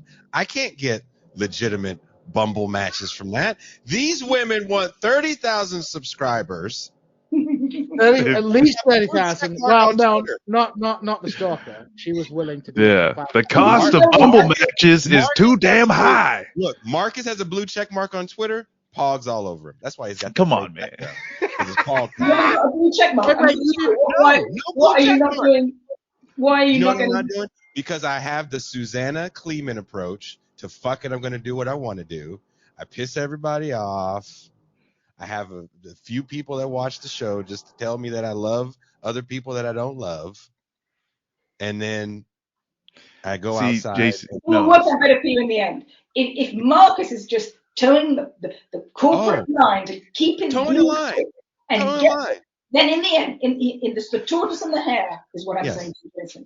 And you're the tortoise. So it's the war, it's the battle and the war. Let's just see. If that's what you're doing, it's going to work out for you better in the end. Look, See, the thing that Marcus may be Killmonger, but Jason is T'Chunga or whatever his name is. Look, I don't appreciate you calling me T'Chunky or T'Chunga. But that's the thing, I don't like at least from because Jason controls. He's like the Wizard of Oz. He comes and goes. Did you not? Jason chided me for trying to touch his controls because I also have controls, but I have to restrain myself because there can only be one daddy. But that's the thing is that I don't. Changing the password tomorrow. Jason is that you're probably like I think Jason. What the problem is you actually hold yourself back by fear, because left flank with our 60K and our blue check. Ooh, blue check. We there's no plan. There's no plan. There's no strategy. We find either things that we want to highlight or people that we want to talk shit to. You know, if I think of a meme, I make it, I throw it out there, and then that's it. You know, so I think what it is you've been hiding, you've been holding back what you actually want to say. That's why you don't have so many followers.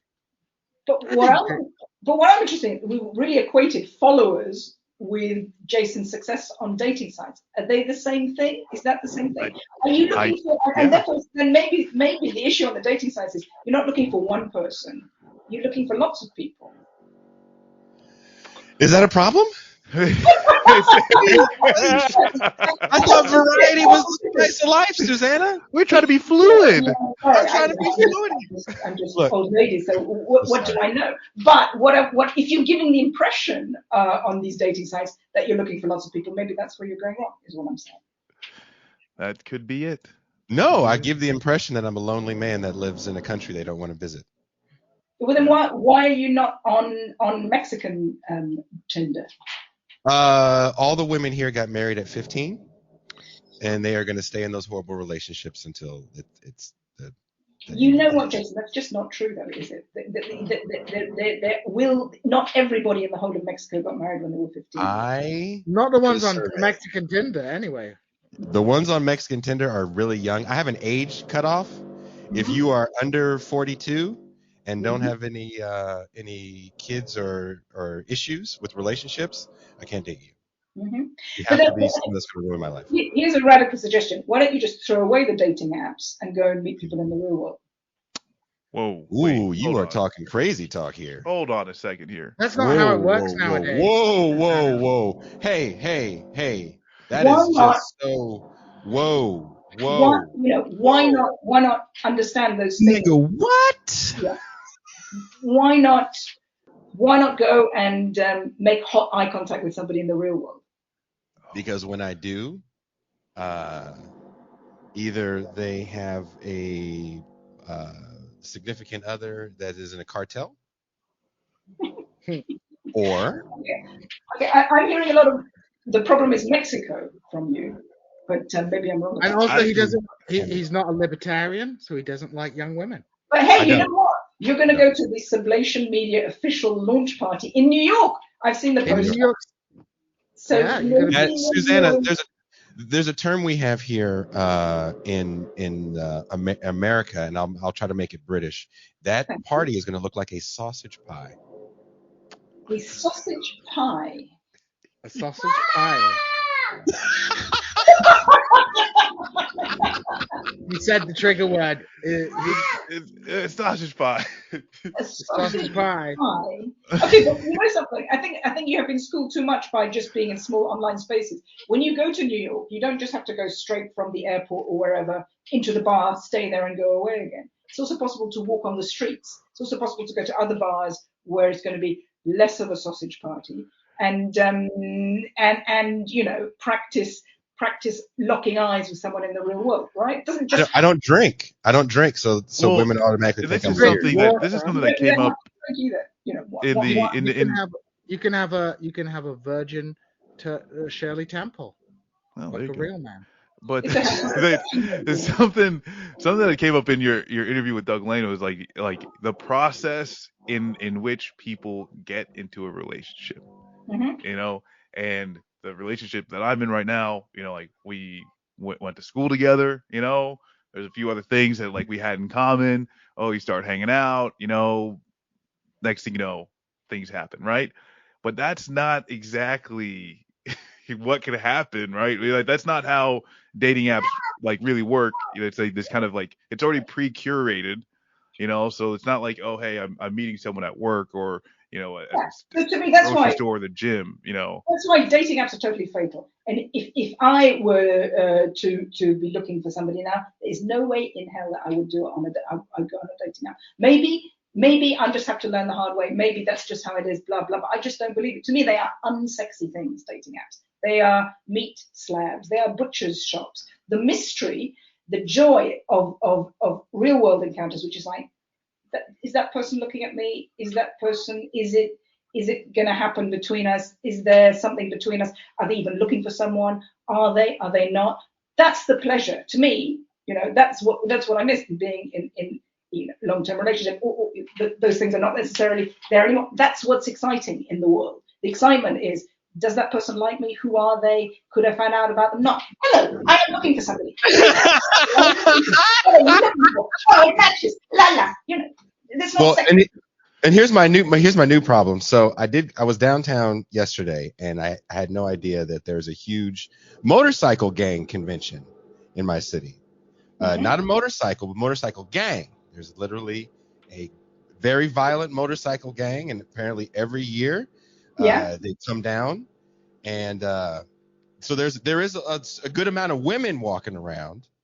I'm not making in this part. I'm not making up, and I'd never seen this before because I don't really hang around motorcycle gangs.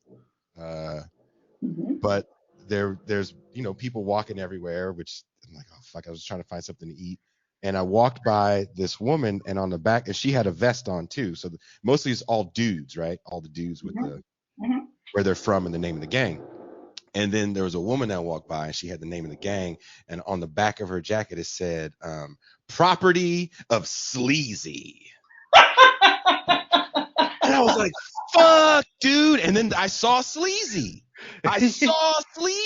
Next to her, right? And he was just not, he looked like what you would think Sleazy would look like. And what did you think? This is so wrong. This poor woman has been brainwashed. I thought that for a second, and I was like, what is Sleazy doing that I'm not doing? Because Sleazy's winning right now. I'm walking here alone, and everyone's looking at me like I'm the asshole. I Right? think Sleazy has got it really. It's like a good point to do the vest, because when you get someone, it's like someone gets your name tattooed on them, right? You can't get that. You can't bring that tattoo off the skin and then give it to the next property of Sleazy. With the vest, it's transferable. I was this close to taking a picture of it because I couldn't believe it. I was like, Is that what you want? You want a branded woman? And I'm not saying that that's wrong, because another thing. Maybe not. Look, can she just have a T-shirt that says "I'm with him" with a finger pointing that way? Jason Miles is a nice man. Yeah, Maybe it's just a little. He's cool. He's okay. Do you say that? You Do you say I want a woman that will become my property? Is that part of what you're saying? No, Jason Miles no. wants her to get a "This Is Revolution" branded T-shirt and tattoo. Yeah. I just want a Write your woman name here, right? I mean, sign up to my something Patreon. else I would say about dating apps is you see, I think in the realm of sex and sex attraction, all the rules are gone. All the rules are gone. Everything that you might say nicely and politely on your Marxist YouTube channel doesn't. It means diddly when it comes to what happens behind the closed doors. And to me, that is a pleasure of life. But I think again with dating apps, we're presenting a public face. You might even see somebody that you know in real life on that dating app. Therefore, you're forced to present the most squeaky, acceptable version of yourself there in a place that's never going to give you, in the end, the true sex thrill that you want. Maybe I speak for myself here, and I don't want to speak too much. But what I'm saying is, what we say about ourselves publicly has got nothing to do with actually what we want sexually. Well, I will give you a really funny I'll give you example. that, yeah. There's a well-known Atlantic writer who in DC includes the blurb from David Petraeus of his book on his book in his Tinder profile. He includes the blurb of his book in his Tinder profile. I've heard this on good authority, and he's also well known for like randomly DMing like hot women on Twitter to try and hook up with them as well. Like there's some gross. That's pretty funny. There's another very well known MSNBC contributor who I know personally who was has used to write erotic fiction for multiple women unsolicited as well. So there's lots of different tactics. There's lots of different tactics out there. So maybe, Jason, you need to write a book. You need to put Doug Lane's blurb in your Tinder profile. Like all the nice things people have ever said about me. All the nice things, like Jason, like reviews of Jason Miles from his book, and then maybe get on that erotic fiction thing. You know, you could write Umar Johnson themed Snow Bunny erotic theme song. Again, Gene, everything that you're saying is still about doing it in this world that we're talking to each other in here now. True. This virtual world. Everything, all your very helpful suggestions, excellent though they are, they're all still here in hyperspace, aren't they? Which I have to say is ultimately on the second place. So what needs to happen is the graphic novel of Umar Johnson chasing and the Paul Adventures. But as the national tour, you go actually to bookstores with a comic book. Real life, right? In real life bookstores, and that's when you were having the engagement with people. Yes. You know, that's what you need to do. That's a good idea. You need to go on a tour. You need to produce something that requires you to go on a tour and meet people in the real world. That's the best tip. Yeah, you need to write I think we can sublate these ideas. We can have the erotic fiction aspect, but it can be a graphic novel printed, and Jason could go on a book tour and meet people with it. Only print. That sounds like such not a available online. That's the next step. Not available online. Why are you not taking This Is Revolution on tour? Is it shittier than going on Tinder? Is it any more degrading and shittier than going? I had a friend. I went to visit him. Wait, can I tell? Wait, you went. Go ahead. Look, I will tell you a real story about my swiping life. So when I came to Mexico, I did add. This is real. Some shit I've said today, I'm joking, and this is real. This is a real story. I shit you not. And if you really know me, you know this is a real story. So I come here to Mexico, and I'm on Bumble. Was the app I was using, and I did have some mild dating success in the Central Coast, but it was very, very weird, and I won't get into that on the free show. Really? It's definitely not paid. I can't. Susanna, I will tell you, I will be in London at some point in my life, and I will tell you, I've been there before, and I'll go back, and we can sit down and have a strong conversation. You don't like meeting people in the real world. You just established that. Anyway, sorry, carry on. No, I was fucking around with that. I love people. I did music for years. These are all music because I toured and played music. So I love stage diving and all that fun shit. I love people. I hug strangers. So watch yourself, Susanna. Okay, looking cool. Okay, real story. So I come here to Mexico, and I'm not getting a lot of responses in Mexico, but there's a few responses I get from San Diego. I'm about 40 miles or so, an hour and change from the border. And I make a trip across the border and meet a nice woman. We hang out and do what people do when you're our age, in your 40s. And I invite her back to my place because I'm actually very proud of the house I have now. I have a bed. What do people do in their 40s? Backgammon. Oh, I thought it was going to be something like taking their heart medicine together or something.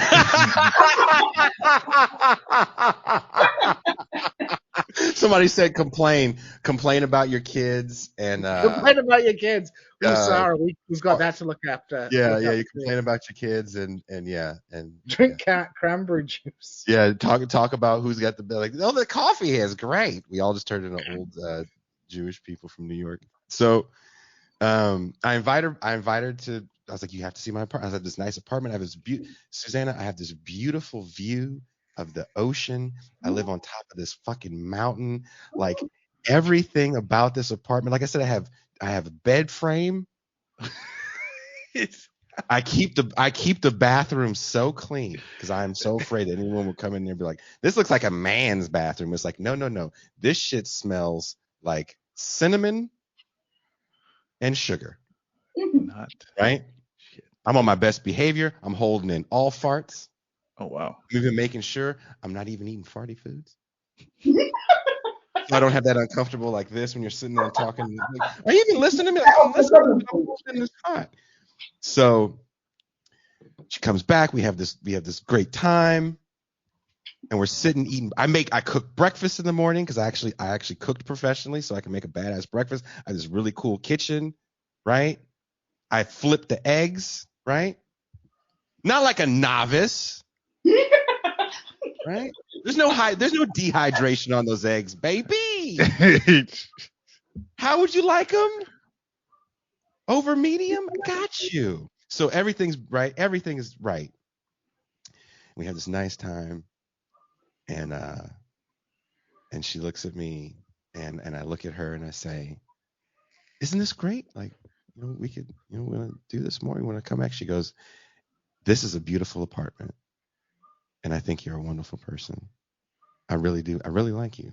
Like, you can come back to my house whenever my kids aren't home, as much as you want. But I will never, ever come see you here again." Mm-hmm. Why? Mm-hmm. Why?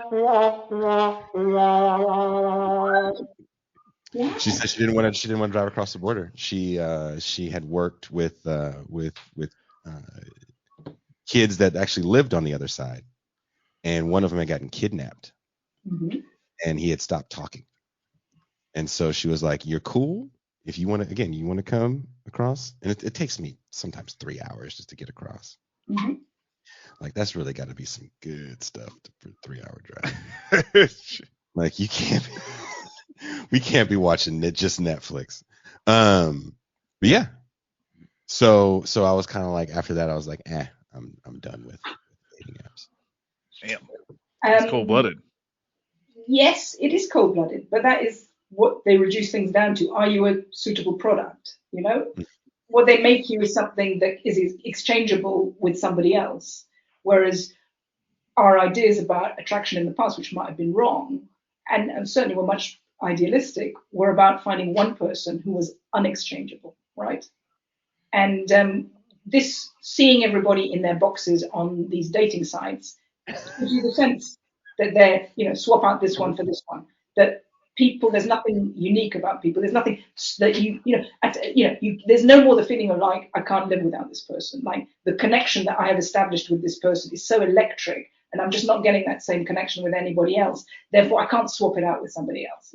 We are being taught by these very commercial apps not to have that feeling, because it's just easier to deal with lots of people who kind of like, you'll do, you'll do, you'll do. Sarah was telling me she read something about ghosting, that people do a lot more ghosting because of these apps, because there's so little, you don't need to make any like serious personal investment to get to know somebody.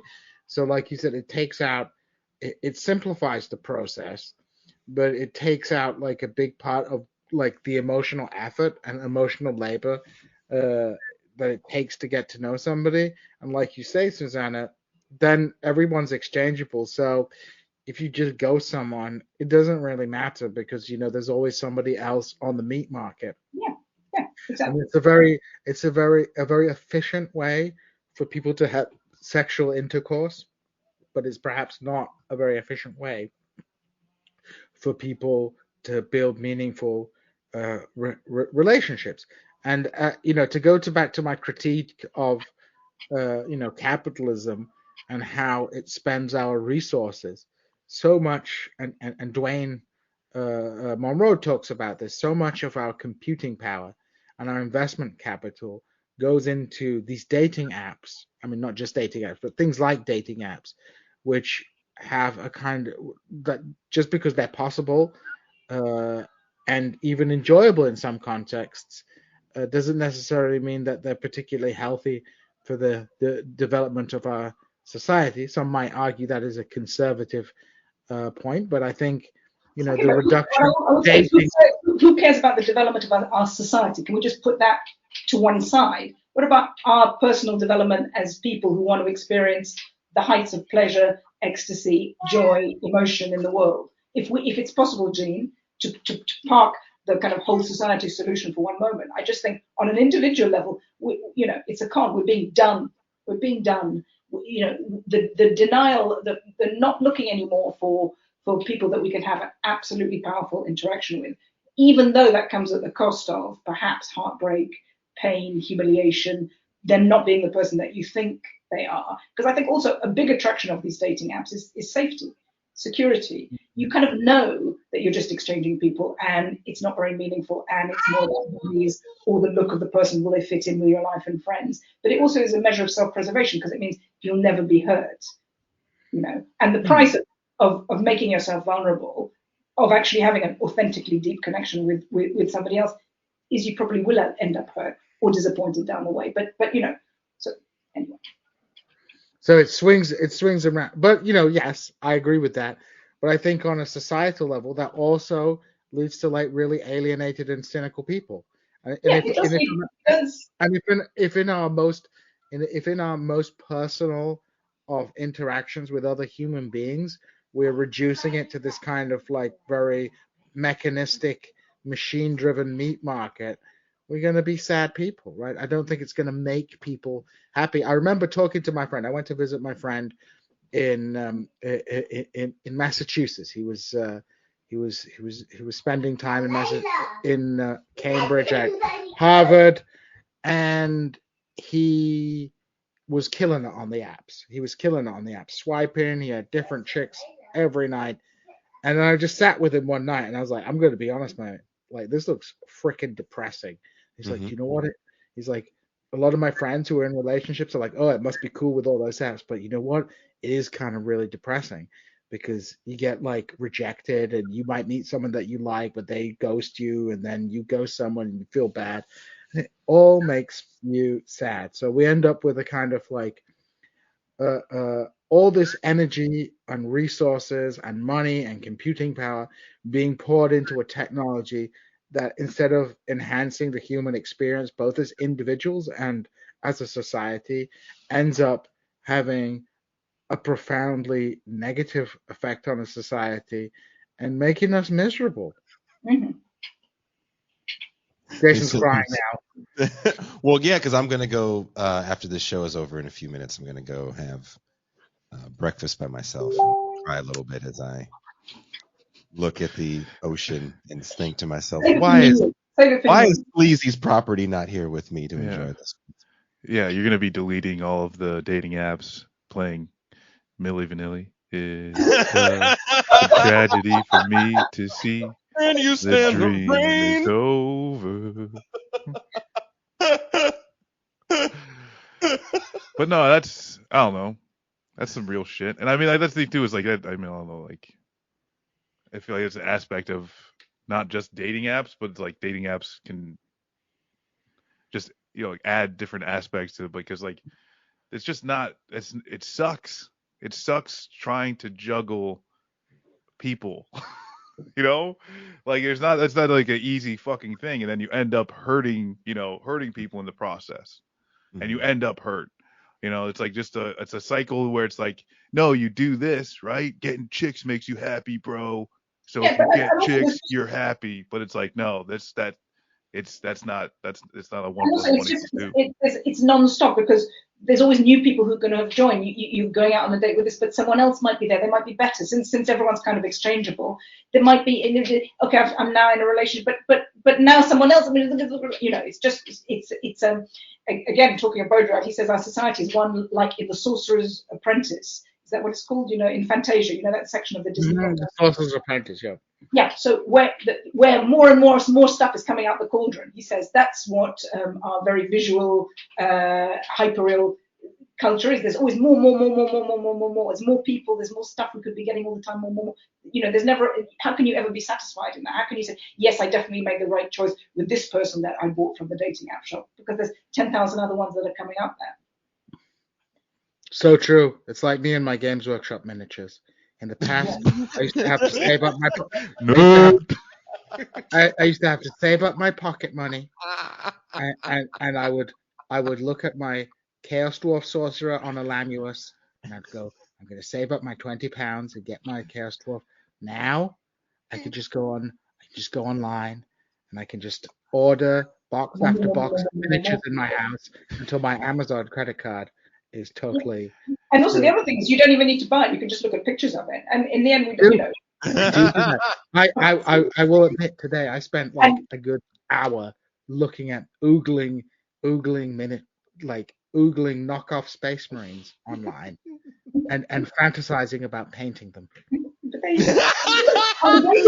You don't even need to date anybody. And then I just watched the painting tutorial. I just watched Duncan Rhodes paint a miniature. Gene, with my son. Just like just wood. Gene, I want you to know that I love you, and being able to know you as a friend has been great. I think you're incredibly intelligent, wildly funny. I've never had more of a desire to stick someone's head into a toilet, other than after that sentence you just said. But it's good that you found joy. It's good that you found joy. But it was sad.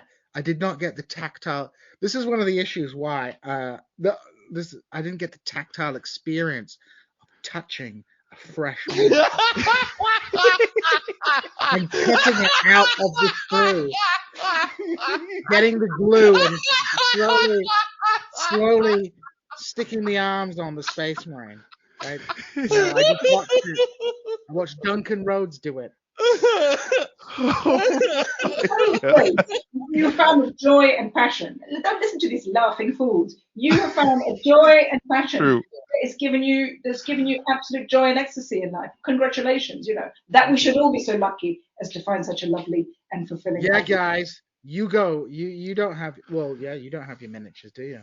No, and I feel like though that's a section of the graphic novel for Jason should be Gene with his miniatures, because that type of love story doesn't come around very often. And I think also the old advice back to Jason and his dating is find a hobby, go to the hobbyists events, and you'll find people who share your hobby and that you have a nice time with. See, Take up crocheting. I have like the shittiest hobbies though, Susanna. We'll have get some better hobbies. I saw a man. You play music.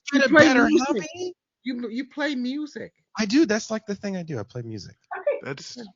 So it's not like what people think. It's not the 80s, man. Yeah, but like music historically, a pretty decent hobby. You could join an orchestra. How about that, Jason?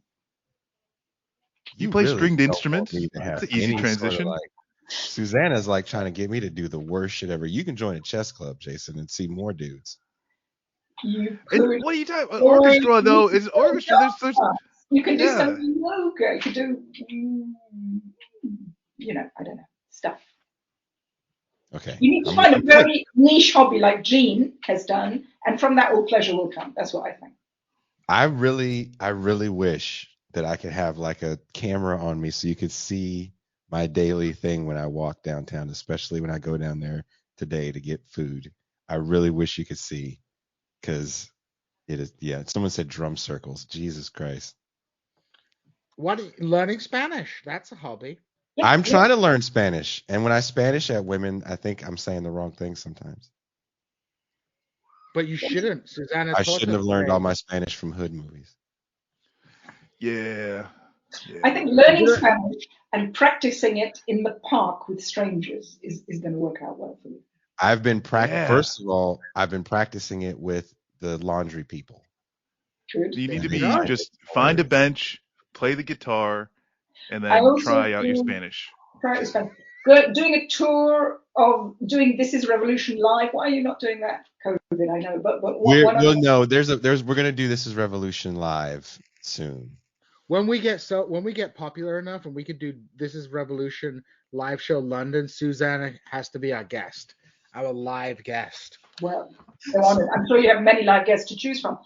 No. Susanna would be a good live. I think I think you missed your calling as a podcaster. I think you should do a regular advice podcast, life Yeah, advice, yeah. life lessons with Susie.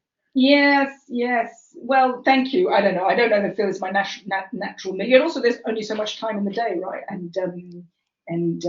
But thanks for But your. if you have amphetamines, there is more. Just amphetamines and miniatures for Jean. Yeah, No, and I'll say this though, is like I feel like those like some of the things you're portraying. Mating for extreme- Marxist. That's a good name of the podcast. It's kind of I think important to get out of the doomer cycle, because in some aspects it's like just don't you shouldn't give a shit. Like I think don't sweat the small stuff, right? Is Mhm. just a good a good mantra,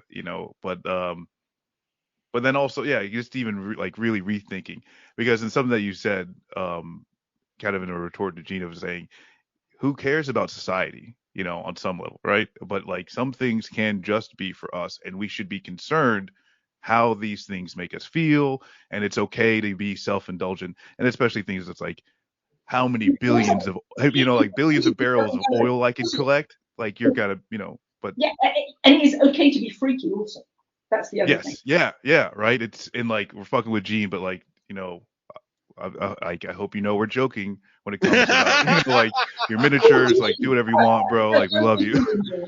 Don't you be worried.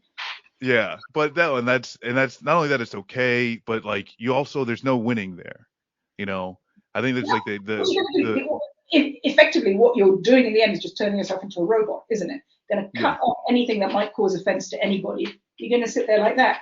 End of your life. You should, it's over then for you. That's why Star Wars movies suck now, because when they make those big Star Wars movies, they don't want to offend anybody. But if you want to do good art and do good entertainment, you need to offend people, or you need to risk. You need to risk offense. You need to take risks, and people don't want to take risks. That's why we have to watch endless freaking Marvel movies. Yes. Wow. That's the future of the universe. No. The future is just endless Marvel movies. Yes and no. Of course, the irony is it's only by taking risks that you can really have big success, like the first Star Wars film, But but then it gets co-opted and becomes just. Okay, so it gets co-opted. So it gets becomes wait. I'm going to use the word. It becomes a simulacra of a Star Wars movie. Ooh. It's not a Star Wars movie,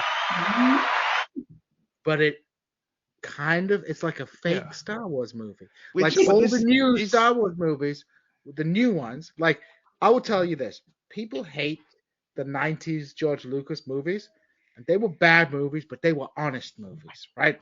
Mm-hmm. They had a vision, right? I said this the other day. Yeah. They had a vision. Maybe someone should have gone in and said, George, I kind of need to edit this script a little bit. Isn't that literally what I said the other day?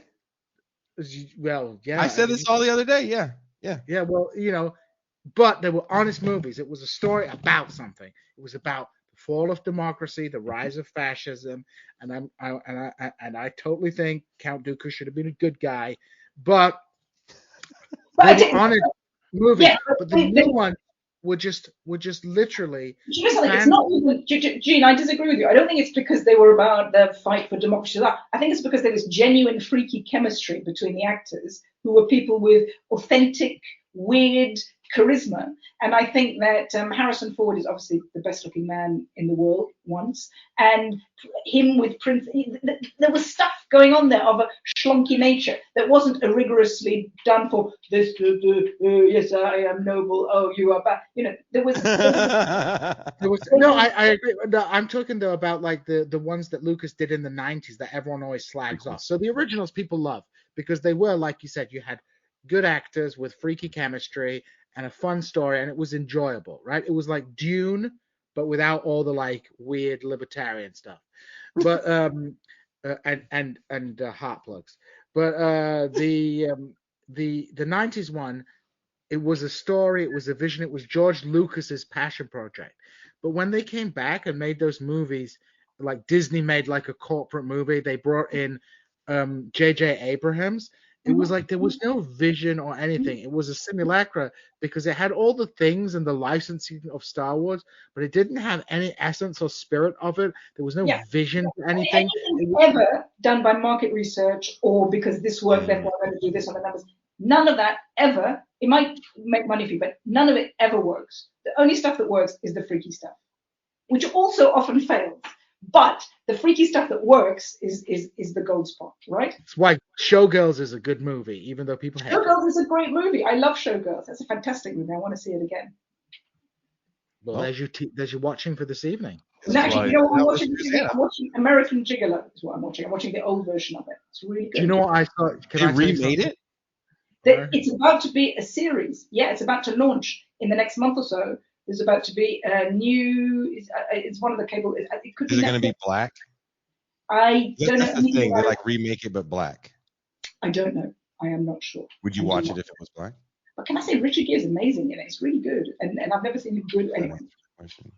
Was Denzel Washington? Would you watch it if it was Denzel? It was Michael B. Jordan. If it was Michael B. What Jordan. about if it was Idris Elba? If it was Idris Elba, would you watch it? Of course I would watch it. Of course I would. Just chocolatey ass. They're just trying to find out who your favorite black man is. Just chocolate ass. Just chocolate. They are my current favorite black men. Do they not know? There you go. Thank you. I'm gonna put that in my Tinder profile now. Susanna Kleeman's favorite black man. By novelist Susanna Kleeman. Yes. No, but I got my book down. Look, this is coming to an end. I've got to put my book up here. This is my book. You should buy it. It's got a lot of stuff about men and women in it. May I tell you? It's and it's a novel. Yeah, it's my novel. My novel. It's the first novel on Zero. Yeah. No, it's not the first novel on Zero, but it is my novel Zero published. It's good. If I say something. Yeah, so people need to get on that and buy Susanna's. Thank you for giving me the opportunity to show off my book cover. Thank you. Thank you, Susanna, for hanging out with us. Thank you, everybody, for watching the show. Marcus, thank you once again. Jean Bajlan, thank you oh so much. Zal, I love you like a play cousin. Tuesday, we will be back. We'll be talking about shootings. My landlord is waving to me. She's like, "Hey, oh, hi." So I'm gonna go talk to my landlord. She's actually a really nice woman. Thanks for having me on. It's been a pleasure. No, thank you, Susanna. Thank you so much. We're gonna go off air, and then we're gonna actually talk for real for like 5 minutes before you hang up. Okay. So be ready to laugh really hard. Okay. Thank you guys, and we are out.